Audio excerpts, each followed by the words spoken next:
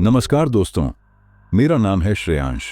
दोस्तों, आज मैं ये कहानी बहुत दिन बाद लेकर आया हूँ, जिससे हो सकता है कि चैनल की रीच बहुत कम हो गई हो। इसलिए मेरी आपसे इतनी गुजारिश है कि आप लोग जितना ज़्यादा हो सके उतना ज़्यादा चैनल को सब्सक्राइब करें, जिससे इस चैनल की रीच फिर से पहले की हो जाए और ये चैनल पहले की तरह ही चलने लगे। इसके साथ ही वीडियो को भी लाइक कर दें, जिससे यूट्यूब का एल्गोरिथम भी इस वीडियो को ज़्यादा लोगों के पास रिकमेंड करें। दोस्तों, बस आपका इतना सा सहयोग मुझे चाहिए, बस। तो चलिए, अब हम ज़्यादा समय न गंवाते हुए कहानी को शुरू करते हैं। मेरा नाम अनिकेत कोड़ा है। ये बात आज भी मैं किसी को पूरी तरह समझा नहीं पाता, लेकिन जो भी हुआ था उस रात, वह इतना साफ है कि चाहकर भी भूल नहीं सकता। ये कोई कहानी नहीं, एक सच्चा डर है जिसे मैंने अपनी आंखों से देखा, अपने कानों से सुना और अपने शरीर में महसूस किया। दरअसल मैं महाराष्ट्र के एक छोटे से गांव भिरोली में रहता हूं। गांव छोटा सा है, मुश्किल से 50-60 घर, पर यहां हर कोई एक दूसरे को नाम से जानता है। खेत, पोखर, कच्ची सड़कें और रात में ऐसी खामोशी कि अपनी सांस सुनाई देती है। वो दिसंबर का महीना था। गांव में ठंड वैसे भी ज्यादा पड़ती है, लेकिन उस साल ठंड अजीब थी। हवा में एक ऐसी नमी थी जो सर्दी से ज्यादा किसी और चीज की याद दिलाती थी। गांव के पुराने लोग कहते थे कि सर्दियों में रातें कभी कभी भारी हो जाती हैं, लेकिन मैं ऐसे किस्सों में कभी विश्वास नहीं करता था। उस रात मैं शहर से गांव की तरफ लौट रहा था। काम में लेट हो गया था, इसीलिए बस छूट गई। मजबूर होकर मुझे आखिरी कच्चा रास्ता पैदल ही चलना पड़ा, जो गांव तक ले जाता है। ये वही रास्ता है जिसे हम बचपन से दिन में खेलते हुए पार करते आए हैं, लेकिन रात में कोई इस रास्ते पर नहीं निकलता। गांव वाले मजाक में कहते हैं कि यहां रात को पेड़ भी सरसराहट नहीं करते, पर मुझे इन बातों का कभी डर नहीं लगा। लेकिन उस रात जैसे ही मैं उस सुनसान कच्ची पगडंडी पर पहुंचा, हवा का एक अजीब सा झोंका आया और मेरे गले के पास से एक ठंडी सिहरन गुजरी। ऐसा लगा जैसे किसी ने उंगलियों से गर्दन छूकर देखी हो। मैंने तुरंत वापस मुड़कर देखा, पर वहां कुछ नहीं था, बस धुंध थी। मैंने अपनी जेब से फोन निकाला, लेकिन फोन में नेटवर्क गायब थे। मैंने फ्लैशलाइट ऑन की तो रोशनी धुंध में बिखर कर फीकी पड़ गई। रास्ता साफ दिख नहीं रहा था। मैंने खुद से कहा कि जल्दी जल्दी चलूं और घर पहुंच जाऊं। गांव सिर्फ 1 किलोमीटर ही तो दूर था, पर चलते हुए कुछ देर बाद मुझे अपना ही धड़कन थोड़ा ज्यादा सुनाई देने लगी और तभी पीछे से कदमों की आवाज आई। पहले धीमी, फिर साफ। मैं रुका तो वो चलने की आवाज भी रुक गई। मैं चला तो वह फिर शुरू हो गई। अब मुझे डर लगा, लेकिन खुद को समझाते हुए सोचा कि शायद कोई गांव वाला ही होगा। आखिर गांव के लोग ऐसे ही इस रास्ते पर चलते रहते हैं। मैंने पीछे मुड़कर देखा। धुंध के बीच कुछ भी साफ नहीं दिख रहा था, बस एक काला सा आकार, जैसे कोई बहुत दूर खड़ा हो। मैंने आवाज लगाई, कौन आहे? लेकिन कोई जवाब नहीं आया। मैं चुपचाप तेज कदमों से आगे बढ़ा। ठंड और घनी हो गई, हवा भी चलने लगी। ऐसा लग रहा था कि धुंध मेरी आंखों पर चिपक रही है। कुछ दूर चलने के बाद अचानक बाईं तरफ के खेत से कुछ गिरने की आवाज आई, जैसे कोई भारी चीज मिट्टी में आकर गिरी हो। मैंने टॉर्च खेत की तरफ डाली। तब मैंने देखा टूटी टहनियां हिल रही थीं, लेकिन मैदान खाली था। अब दिल सच में घबरा गया। मैंने कदम और तेज कर दिए। गांव बस आधा किलोमीटर दूर होगा, मैंने सोचा, और तभी पीछे से साफ और भारी आवाज आई, अनिकेत। मेरी रीढ़ में जैसे ठंडी धार चली गई। मैं वहीं जम गया। मेरे कान भी जैसे नकली लग रहे थे। यकीन ही नहीं हुआ कि मेरे नाम की आवाज थी। मैंने टॉर्च दोबारा पीछे फेंकी। इस बार मुझे साफ दिखा।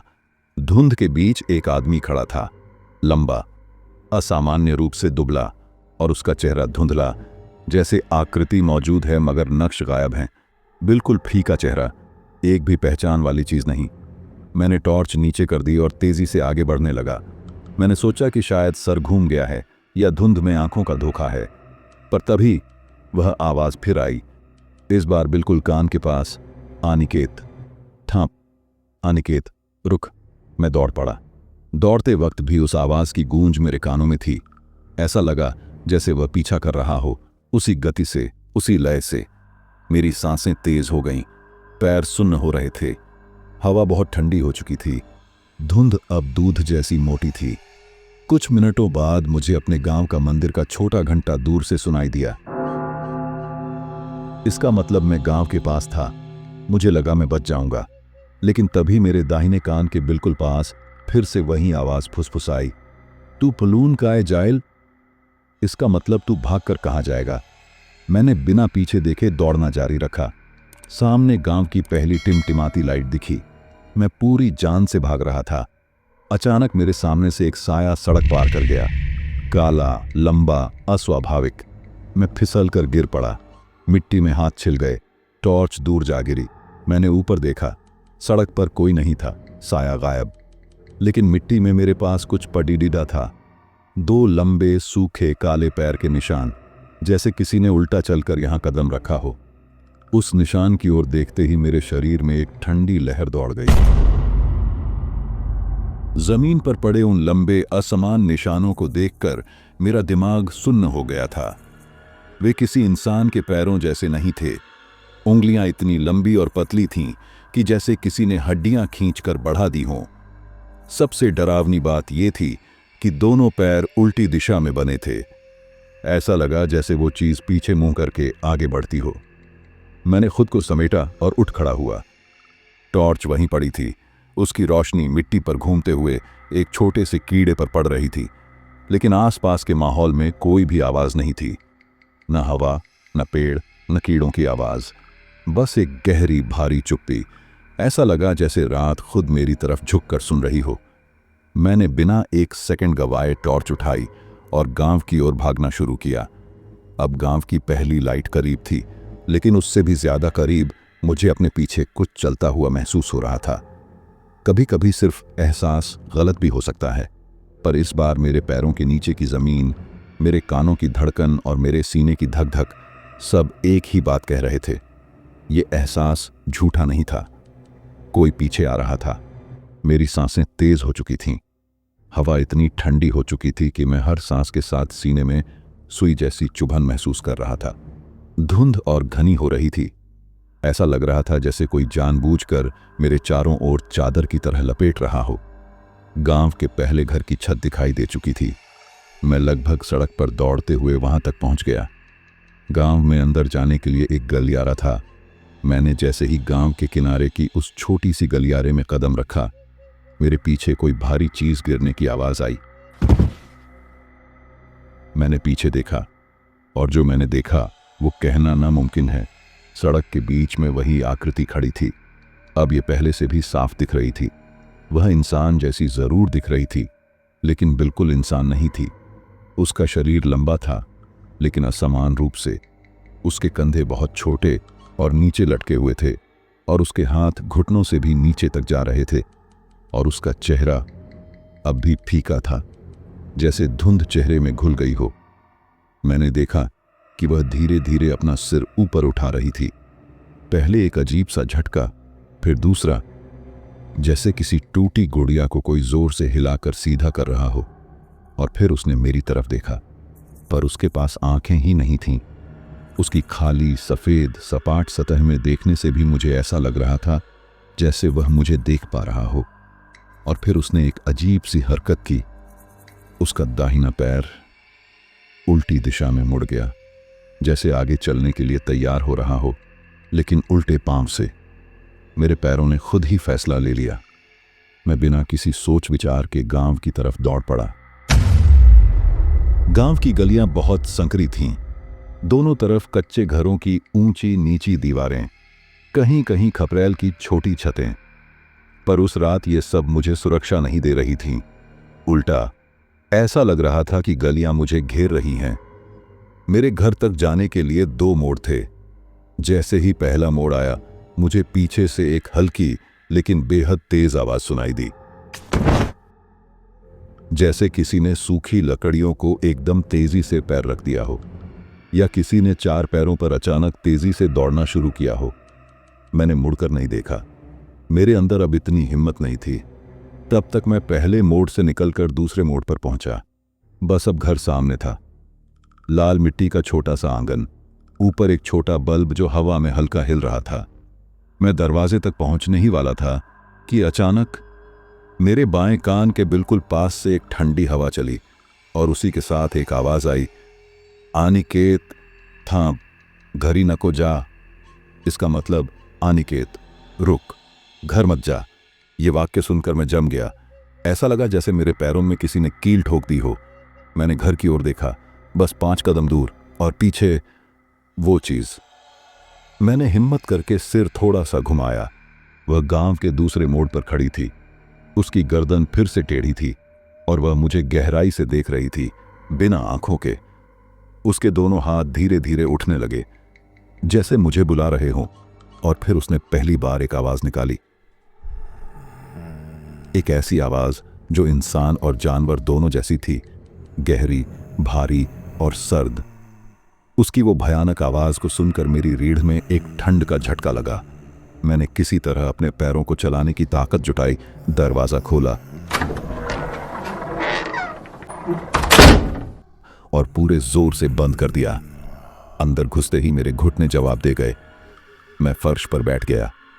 बाहर से कोई भी आवाज नहीं आ रही थी, बस मेरी अपनी धड़कन और दरवाजे पर सरकती हुई हवा की हल्की आवाज सुनाई दे रही थी।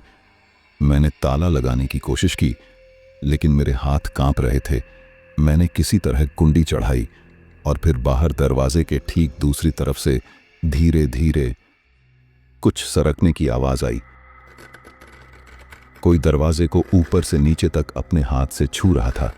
बहुत लंबा हाथ, बहुत सूखा। दरवाजे पर वह सरकती हुई आवाज इतनी धीमी थी कि अगर घर में कोई और शोर होता तो शायद सुनाई भी न देती। लेकिन उस रात पूरा घर, पूरा गांव, पूरा माहौल सब जैसे सांस रोककर खड़ा था। कुछ बहुत लंबी उंगलियां ऊपर से नीचे तक दरवाजे को छू रही थीं, ऐसे जैसे कोई दरवाजे की बनावट महसूस कर रहा हो या मुझे अंदर बंद देखकर मुस्कुरा रहा हो। इस आवाज का एक अजीब असर हो रहा था। हर बार उंगलियां नीचे जाती और वापस ऊपर चढ़ती तो लगता था जैसे वो दरवाजा सीख रही हैं, जैसे वो जानना चाहती हों कि इसे खोलने में कितना वक्त लगेगा। मैं जमीन पर बैठा दरवाजे को घूर रहा था। सांसें रुक रुक कर आ रही थीं, गला सूख चुका था। मैंने हिम्मत करके दरवाजे से कान लगाकर सुना। गलती हो गई। जैसे ही कान लगाया, उसी समय दरवाजे पर किसी ने जोर से ठोक कर मारा। मैं उछलकर पीछे गिर पड़ा। मेरी सांस छूट गई। ऐसा लगा जैसे दिल बाहर निकल आया। पहले की सरकती आवाज बंद हो गई थी। अब बाहर सन्नाटा था। मैंने धीरे से फर्श पर हाथ रखा, पैर फैलाकर दीवार से टिक गया। सोचा शायद सब खत्म हो गया, पर जैसे ही मैंने थोड़ा सा राहत महसूस की, दरवाजे के ठीक नीचे वाले कोने से किसी के नाखूनों की आवाज आई।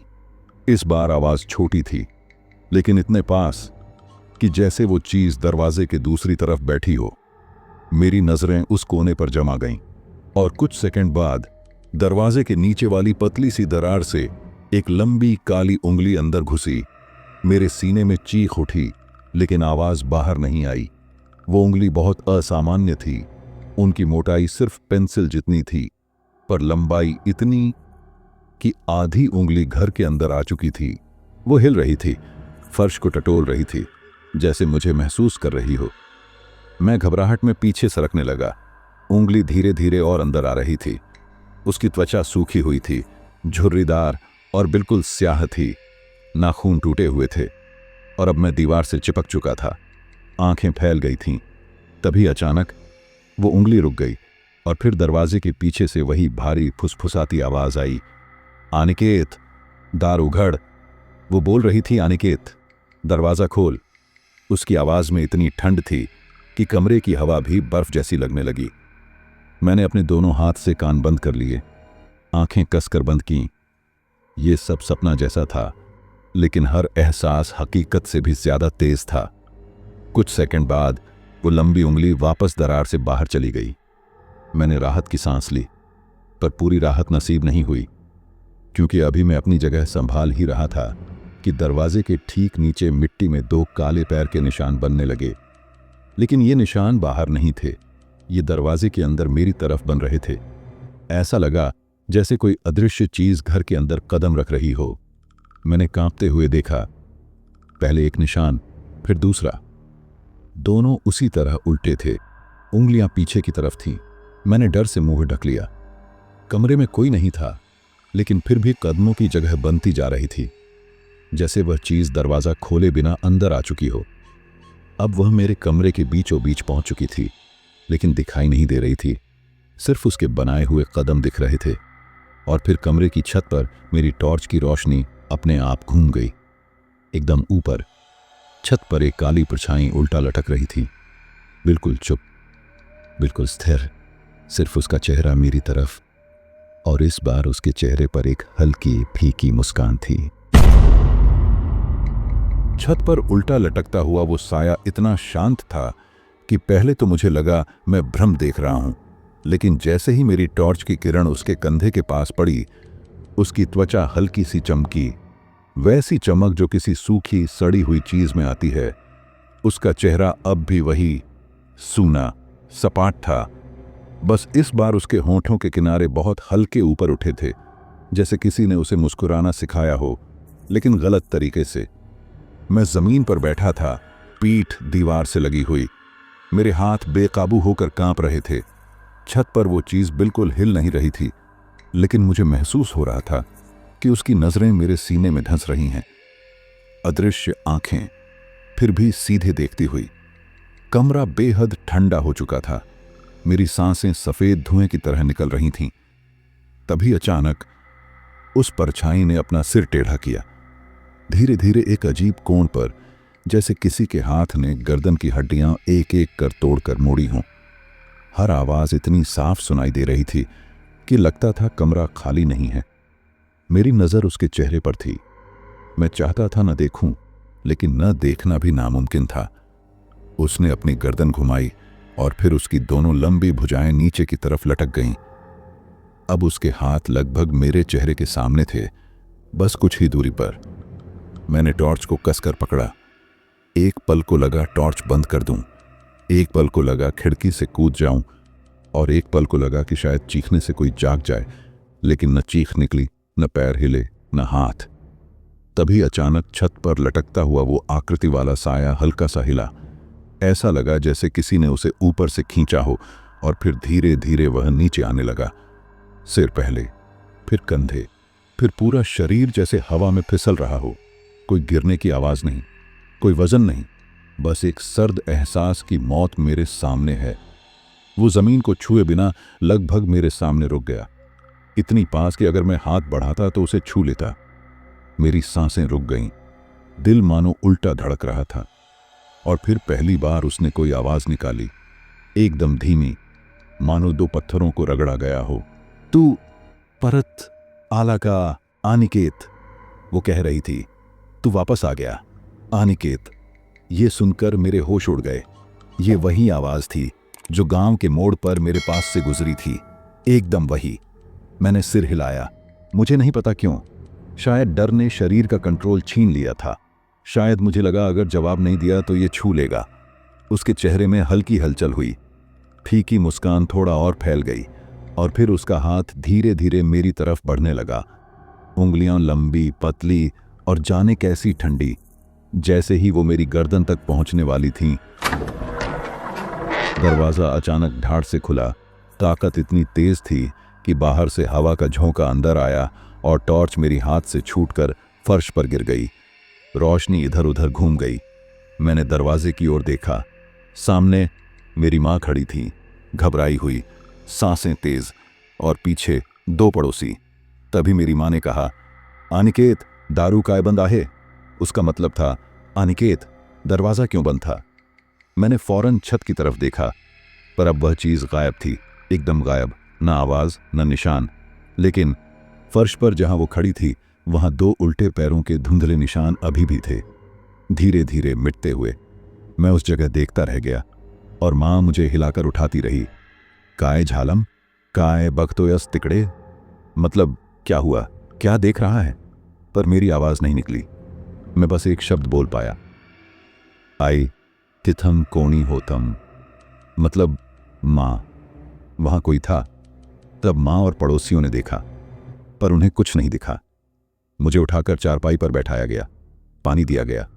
उन्होंने सोचा मैं डर के मारे घबरा गया, लेकिन मैं जानता था वो गया नहीं था, क्योंकि जब सब लोग अभी भी कमरे में थे, मुझे अपनी पीठ के पीछे एक धीमी, बहुत ठंडी फुसफुसाहट सुनाई दी। मी अजून गेलो नाहिए, मतलब मैं अभी गया नहीं हूं। उस रात कमरे में जितने लोग थे उतना ही डरा हुआ मैं था, लेकिन उनकी मौजूदगी से मेरे अंदर थोड़ी हिम्मत आई। माँ ने मेरा माथा पकड़ा और बोली कि मुझे शायद बुखार चढ़ गया है, पर मेरी त्वचा तो बर्फ जैसी ठंडी थी। पड़ोसी बाहर चले गए, पर माँ ने दरवाज़ा खुला छोड़ दिया। शायद उसे भी भीतर की हवा अजीब लग रही थी। मैं चारपाई पर बैठा था, लेकिन मेरी नज़रें बार बार उसी कोने में जाती थीं जहां थोड़ी देर पहले वो खड़ा था। वो निशान मिट चुके थे, पर मेरी आंखों में उसकी सड़ी हुई त्वचा की चमक अब भी तैर रही थी। तभी माँ बोली, आनिकेत, तू ऐसा घाबरतोय का? कौन बगितलंस? इसका मतलब, आनिकेत ऐसे क्यों डर रहा है? किसे देखा? मैंने जवाब देने की कोशिश की, पर शब्द गले में अटक गए। सिर्फ इतना कहा, आई कुणीतरी छतवर टांगलम होतम।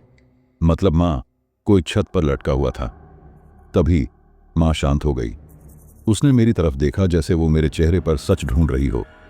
फिर वो धीरे से बोली, क्या घरा तसम काही नाही है, तू स्वप्न पाहिलंस। मतलब इस घर में ऐसा कुछ नहीं है, तुमने सपना देखा है। मैं चुप रहा। सपना होता तो उसके शब्द मेरे कानों में क्यों गूंज रहे थे? मैं अभी गया नहीं हूं। उस फुसफुसाहट की ठंड अभी भी मेरी गर्दन पर बसी हुई थी। माँ ने खिड़की बंद करनी चाहिए, पर जैसे ही उसने खिड़की पकड़ी, इतनी ठंडी हवा अंदर घुसी कि उसकी उंगलियां झटके से पीछे हट गईं। अरे च्या, कितनी ठंडी, यानी अरे कितनी ठंड। ये वही ठंड थी जो उसके आने से पहले फैलती थी। मैं यह समझ चुका था। माँ को लगा बाहर हवा तेज होगी, पर मैं जानता था हवा बस हवा नहीं थी। माँ लाइट बंद करके सोने लगी। कमरा फिर से अंधेरा हो गया। मैं सीधा छत को देख रहा था। हर कोना काला था, पर फिर भी हर कोना लगता था जैसे कुछ छिपाए हुए हों। करीब आधे घंटे बाद माँ सो चुकी थी। मैं करवट भी नहीं ले रहा था, बस आंखें टकटक छत की तरफ। तभी चारपाई के नीचे से एक बहुत हल्की खरोंचने की आवाज आई।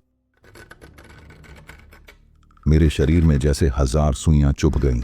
माँ की सांसें गहरी थीं, वो सोई हुई थीं, और मैं एकदम स्थिर पड़ा रहा, मानो अगर हिला तो नीचे छिपा हुआ जो भी है वही ऊपर आ जाएगा। तभी वो आवाज 2 सेकंड रुकी, फिर 3 उंगलियां चारपाई के किनारे से बाहर आईं, लंबी, पतली, जैसे किसी सूखी शाखा को जबरदस्ती इंसानी उंगली का आकार दे दिया हो। वो धीरे धीरे ऊपर की तरफ सरकने लगी। मैं उसे देखकर सुन्न पड़ा था। गले से आवाज तक नहीं निकल रही थी। तभी फिर एक धीमी खरोंच मेरी टांग के पास रुकी। मैंने हिम्मत करके नीचे झांकने की कोशिश की, लेकिन उसी पल कमरे में एक फुसफुसाहट उठी, इतनी करीब कि लगा किसी का चेहरा मेरे कान पर हो।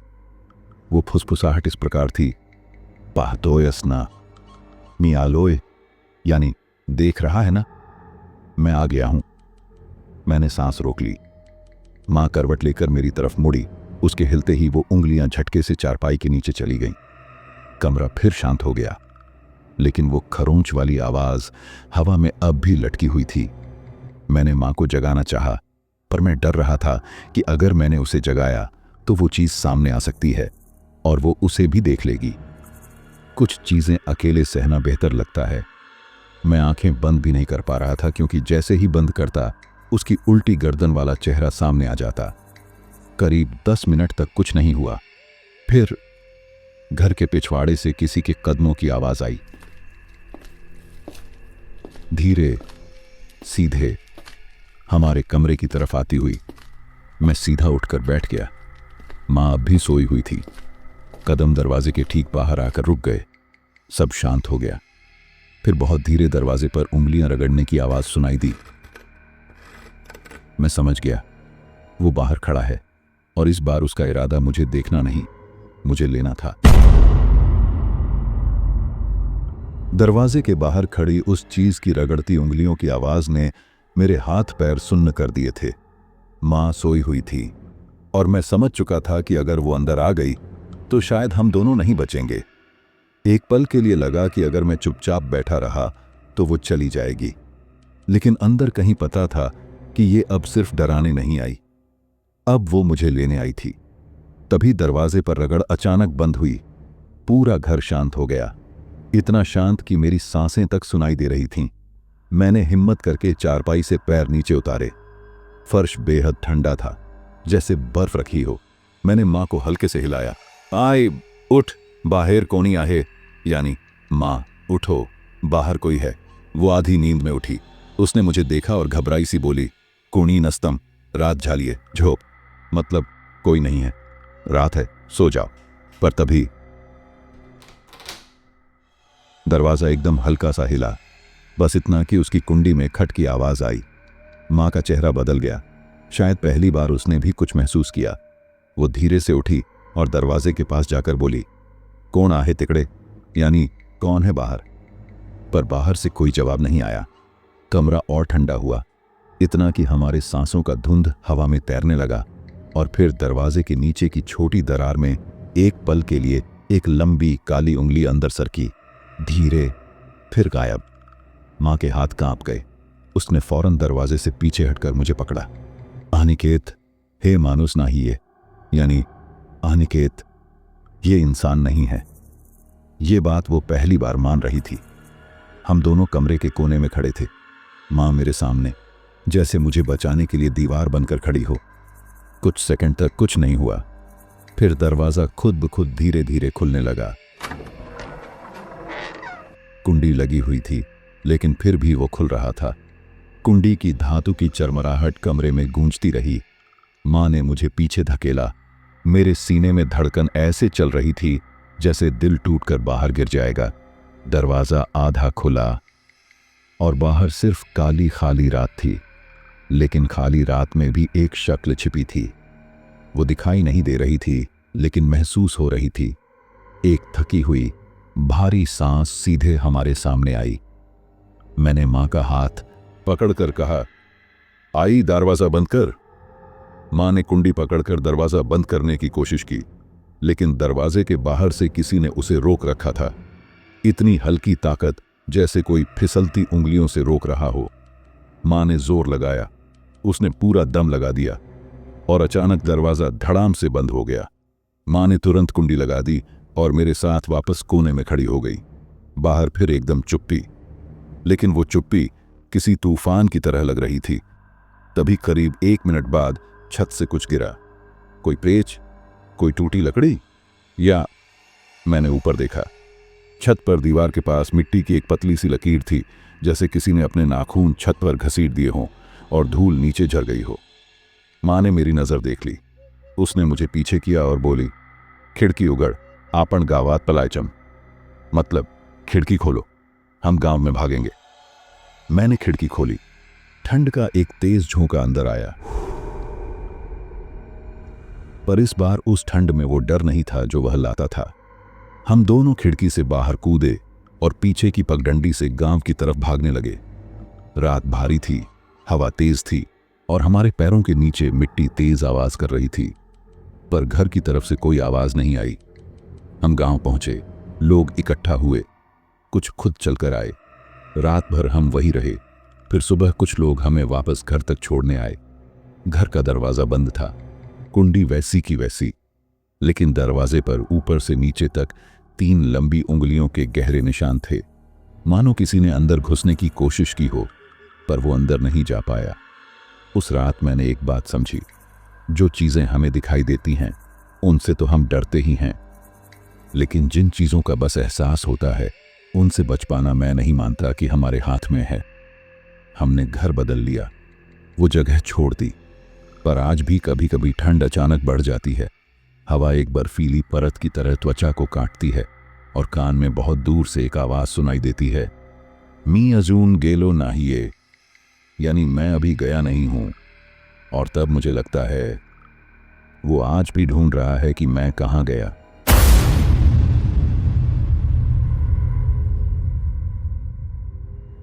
तो दोस्तों, ये थी हमारी आज की कहानी। कहानी आपको कैसी लगी कमेंट बॉक्स में हमें ज़रूर बताएं। साथ ही अपना नाम और पता भी कमेंट कर दें, जिससे हमें पता चले कि आप कहां से कहानी सुनते हैं और आपका नाम अगली वीडियो में ले सकूं। इसके साथ ही मैं आप लोगों से एक बात बोलना चाहता हूं कि आप लोग कहानी को तो सुन लेते हैं पर चैनल को सब्सक्राइब नहीं करते। इसलिए मेरी आपसे इतनी गुजारिश है कि आप आज कहानी में जितना ज़्यादा हो सके उतना ज़्यादा सब्सक्राइब करने की कोशिश करें और साथ ही वीडियो को लाइक कर दें। तो चलिए अब मिलते हैं ऐसे ही किसी दूसरी कहानी पर। तब तक आप लोग मेरे चैनल पर और भी दिलचस्प कहानियां हैं, उन्हें जाकर सुन सकते हैं। यहाँ तक सुनने के लिए आपका धन्यवाद।